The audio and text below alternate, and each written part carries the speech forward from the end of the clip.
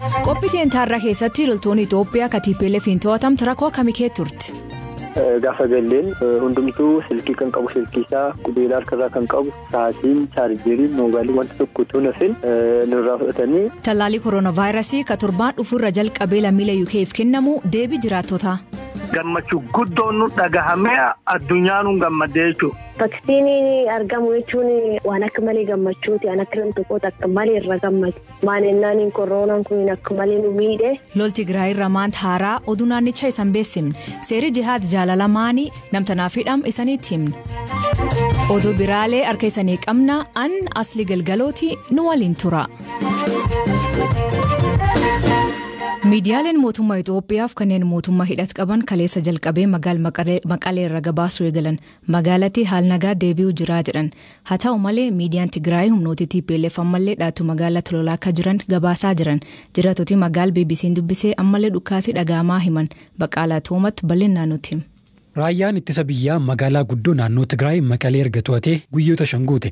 Magaalattiin to'annoo humnoota mootummaa federaalaa jala galuu hordofuun ministeerri muummee Abiyyi Ahmed tarkaanfiin waraanaa Tigraay goolabamuu labsanii kan itti aanu naannicha deebisanii ijaaruu fi hogganoota TPLF adamsanii to'annoo jala oolchuudhaa jedhanii turan. Ministeerri muummee Abiyyi kana jedhanii guyyoota shan booda miidiyaaleen mootummaaf kan mootummaan hidhata qaban guyyaa kaleessaa magaalaan Maqalee sochii nagaatti deebi'uu gabaasan. Jiraattonni sochii idilee isaanii eegaluu fi raayyaa ittisaa waliin hojjenna jechuus miidiyaaleen kunneen gabaasaniiru. Faallaa kanaatiin TV'n Tigraay ka'eessaa akka tamsaasaa jiru hin beekamne ammallee humnooti TPLF dhiyeenya magaalaa Maqaleetii lolaa jiraachuu gabaase. Dubbii himaan waraana Tigraay ibsa guyyaa kaleessaa TV kana irratti kennaniin lolli hammaatee itti fufuu himanii kibxata darbee taankii 11 barbadeessinee jedhan. Dubbii himaan TPLF obbo Geetaachoo Raddaa ammoo galgala kana TV Tigraay irratti dhiyaachuun lolli kun hin xumuramne jedhan. Bilbillee fi tooftaawwan qunnamtii kaawwaan hin deebineef akka mootummaan jedhu Maqaleen sochii nagaatti deebi'aa jiraachuu yookiin akka TPLF jedhu ammallee naannawa isii lolli jiraachuu adda baafachuun rakkisaadha.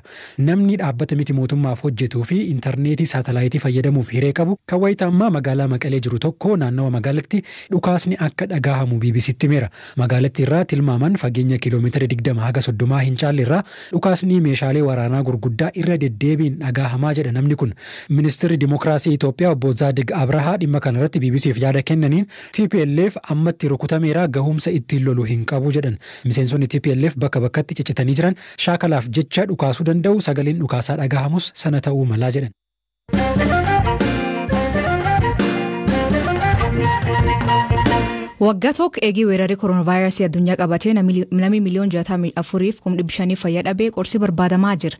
Kalee UK'n biyya jalqabaa tallaalii kooronaavaayirasii Pfizer BioNTech jedhamu namni hunduu akka fayyadaman eeyyamti taate. Uummata Oromoo kabiisuun jiraatan miidha isaan ergaa'eef tallaalii kun argamuuf akkam dhageettan jedhee gaafadha. Deet Gurraachatiif Faatuma Qancooraa akkan jedhan. Vaksiinii argamu jechuun waan akka malee gammachuuti. Waan akka tokkoota akka malee irra gammadu. Maanennaan koronaan kun akka malee nu miidhe. Fakkeenya namni tokkimman kan keessa agartee poozitiivii ta'ee jedhee namni man kan kee jirchuutti kan hojjetu in affeektamaa. Maanennaan hojii galee siin baasan. Kaaniin ammallee iskuulii ijoollee guyyaa cufayyuu yoo namirra yaayyuu arganedhan kilaas guutuu akkasitti iya guruubii sun akkasitti hin galchan. Yooyyuu galchan kaan ijoolleen mantii. Ammallee after 2 weeks yoo siin deebite kadhibii irratti argan hin galchan. Barnoota illee dudduubbuuti. Ammallee nabi cufti kompiitara mala hin qabu warra rabbiin laafisee fi warra garii malee yoo sila vaksiiniin kun dhugumaanii argamee inni agartee waan kana qorsi taate waan akka malee gammachuuti. Waan akka tokkoota akka malee irra gammadu. Akka malee rakkinni guddaa laftana gaffide laftan callaayyuu adiin ta'in addunyaayyuu guddoo rakkinni itti fide. Wuyyii nama dhoowwee namii ijoolleen barnoota dhabdee.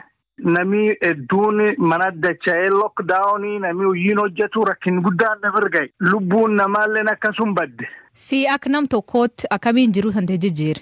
Jechuun akka nam tokkootti aniyyuu namni qabate torbaan 3 ciisee torbaan 3 ciisuun wanni huwwama tonfofaati akkuma tonfofaatiin nama gad dhufa. Nafas yollata lubbutanatti si qabama nafi si caha capa in qufaata qufa goggoga ijoolleen qaba ijoolleen naanqattee akkasitti rabbiin na fayyisee duuba torbaan 3 ciisu walumatti aniin torbaan 3 yana dhibe.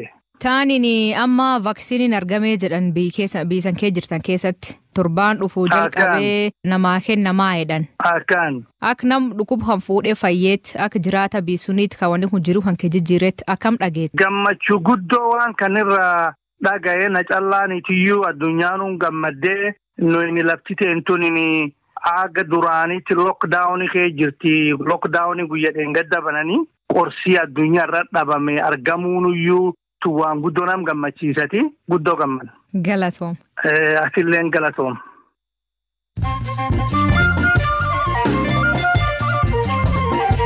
Dhaggeeffatooteen oduu gaggabaaboo isan beeksifne. Yahudiin Itoophiyaa kumaatamaan kan lakkaa'aman Izraa'elitti maluuf waggaa dheeraa eegachaa turan. Kan keessa irraa namni 361 Izraa'elii galan. Izraa'el namoota kan fudhachuuf turte jedhanii kan himatamte amma waraana mootummaa Itoophiyaatiif Tigraay jidduutti uumame kanaaf fudhachuu jalqabde. Ministeerri muummee Izraa'el Benjamin Netanyahuun buufata xiyyaaraa argamee warkan simate. Poolisiin naannoo Uttar Pradesh namichi musliimaa dubartii amantaa hinduu hordoftuu amantaa islaamaa akka fudhatu taasisee jedhanii hidhan. Namichi seera farra amantaa jijjiiruu tajihaad jaalalaa jedhamte jalaatti nam hidham jalqaba ta'e. Seerichi mormii kaasisee yoo ta'u qeeqtoonni jibbi islaamummaa mul'isaa jedha. Namiibiyaatti nama maqaa Adolf Hitler jedhamuutti filannooman maree injifate. Abbaa kiyyaatti maqaa kanaaf baasee tarii hiika isaa hin beeku ture jedha. Namiibiyaan koloonii Jamanii turte ammallee gosti xiqqoon afaan Jamanii dubbattu biyya kee jirti. Hidhattooti islaamummaa fincaleessan humnoota nagaa Mozaambiikii tas haatee 25 jeeftee 15 madeessitee jedhan. Miidhamtooti tun garee aanaa Muyidumbee naga cimsuuf ergamte eegi torbaan dabre jiraattotii hedduu jeessanii mana isaanii guban. Fincillaa biikaan keessatti waggaa 3 deemaa jiruun namni 200 lubbuu dhabee namni 200 lubbuu dhabee namni 500 olla isaaniirra buqqaanii jedhan.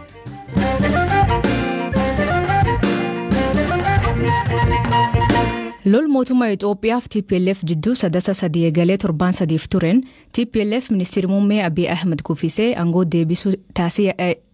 aangoo deebi'uuf yaalii taasisee jedhu ministeerri taanaa haajaa alaa Ameerikaa kadhimoota Afrikaa ambaasadar Tibor Naaji BBC fakkimaniitti Ameerikaan haal naannoo Tigraay kee ture hubachuuf mootummaa Itoophiyaa tajaajila qunnamtii akka gadhiifamu gaafachaa turte.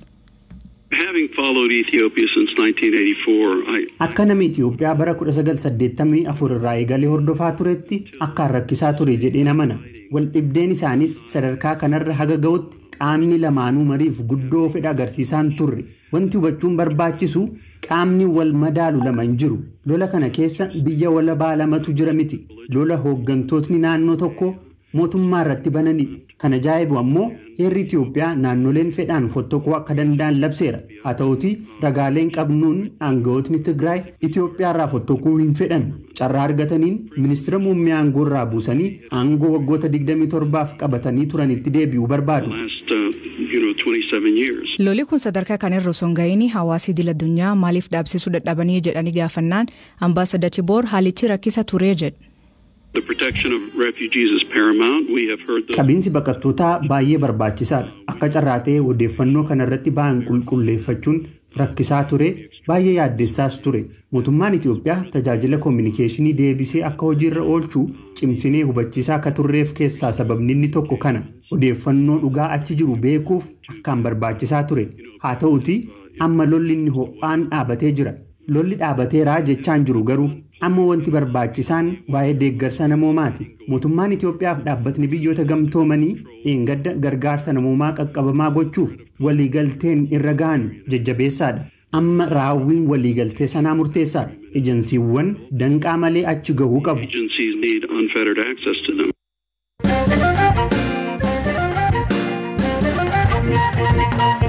Loltoonni Itoophiyaa to'annoo TPLF jal turan ka guyyaa lamaan dur gadhiifamanii naannoo Amaaraa kee jiran rakkoo hamtuu kee dabruu himan. Ajaja 50 bulchaan loltoota 10,000 olii harka TPLF turan keessaa tokko. Kaleessa wayitaa bilbilaan dubbisnu magaala Sakootaa ka ture. Loltoonni 90 lakkaa'aman ammallee harka TPLF jiru waa isaanii yaaddoo qabaa jedha. Sadasa 3 halkan haala ture ibsuun eegal Baqqalaa Toomattu dubbis.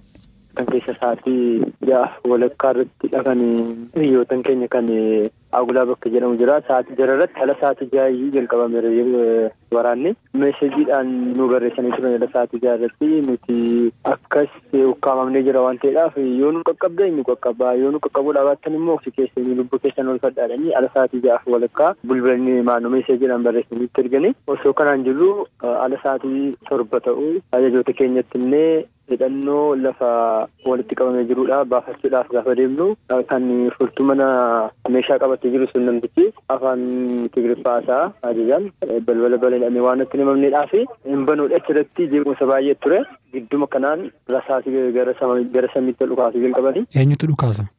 Humni addaa naannoo Tigraay jechuudha. Akka meeshaan banamu silumayyuu fedhan qabu namtichi uummanni nuti gaafa irratti haasa'edhu banee isa booda meeshaa keenya fudhannee bakka qabannee erga bakka qabannee sa'aatii 7 walakkaadhaa kaanee hanga guyyaa keessa gaafa 25 sa'aatii 6 walakkaatti waraanne ergaa sa'aatii 6 walakkaatti turree booda ala sa'aatii 6 walakkaa ta'u waraana dhaabaa nuun jedhanii waraana dhaabnee gara manaatti galle ala sa'aatii 8 meeshaa sanarra jiru gara istoorii keessatti deebisaa bakka duraanitti barbaachisu waraanni nuun barbaachisu jedhanii isa booda deebinee meeshaa erga galchanii booda qeessota fakkeessuudhaan masqalii fudhatanii akka dhiifama kadhachuu wayii qabsaa dhiifama kadhachuudhaaf dhufanii gara kaambii jechuudha. Achii qabsaan keenya dhiifama wanti nu goonu hin jiru nuti tarkaanfii keenyatti fufna qabsaanii kanaan booda deebi'anii deemanii ala sa'aatii 10 immoo erga meeshaa istoorii galchineenne kan kutaa keessa jiru keessatti hundumtuu furtuu akka deebisnu jedhamee furtuu keenya hunda isaa deebisne. Kan deebisaa isiniin jedhu ajajootuma keessanii? Ajajootuma kan keenya ergaa deebisne booda ala sa'aatii 10 kun egaa kan inni ta'u gaafa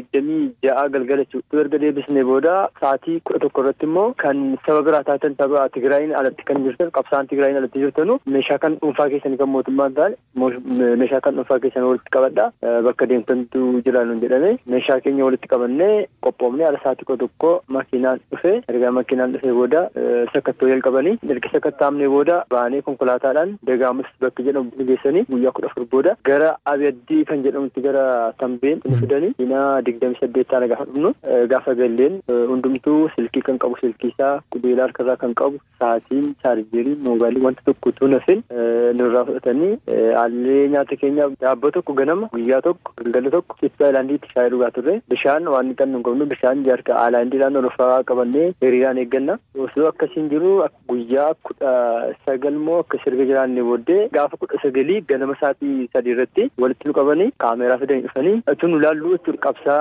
kan keenya walitti qabanii kaameraadhaan qarratsaa uffatarraa baasanii booda hunduma isaa gubanii konkolaataan dhufe konkolaataa tasaabii tokkotti nama 500 konkolaataa tokkotti nama 500 akka dinnichaatti fe'ame sa'aatii 9 konkolaataatti ol korree halkan keessa sa'aatii 5tti achi kaan waraa keessaa baanee karaa takkazeetiin dhufnee karaa sirriintu jiru karaa kan biraatiin karaa jeellaadhaan fidanii namni akka olii gatta'u akka dadhabu dubartoonni nu wajjin jiru kan nu wajjin qabsaa turanii kan madaan jiru kan lubbuun isaanii karaatti deemaa jiru baay'ees jira akkanaan dhufnee naannoo Amaaraatti as jennee. Gaafa halkanii dhukaasa isinitti bananii sa'aatii dheeraaf dhukaasaa akka turtanii natti himtee namni miidhame fa'aa hiriyoonni keessan kan sin biraa ajjeefaman jiru akkam ture waraanni sun? Akka kutaa waraanaatti akka istaafiitti jechuudha namni 9tu dhaame nama 9 keessaa nama tokkotu du'e akka birgadiitti immoo nama 28tu du'e kanuma nu wajjin qabsaa turan aluma sana ala waraanni ka'een uffata jijjiiratanii uffata humna addaa kan Tigraayin uffatanii uummata keenyaaf uummata Amaaraa qabsaa Amaaraatti kan irra caalaatti miidhamaa ture.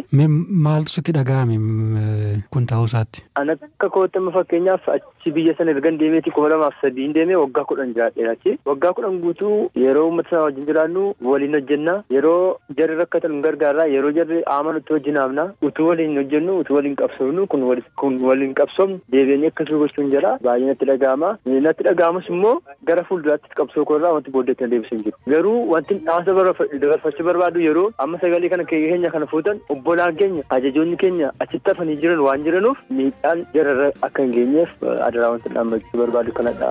Dhaggeeffattoota keenya sagantaan keenya kamisaa ganumaa nu waliin turuu keessaniif hedduu isin galatoomfanna oduu dabalataa weebsaayit keenya BBC Afaan Oromoo irra dubbisa qopheessan sagantaa kana Baqalaa Toomaa ture kan isiniif dhiyeesse an Asli Galgalooti Agborii saatti akkana nagaa waaqa kee bulaa.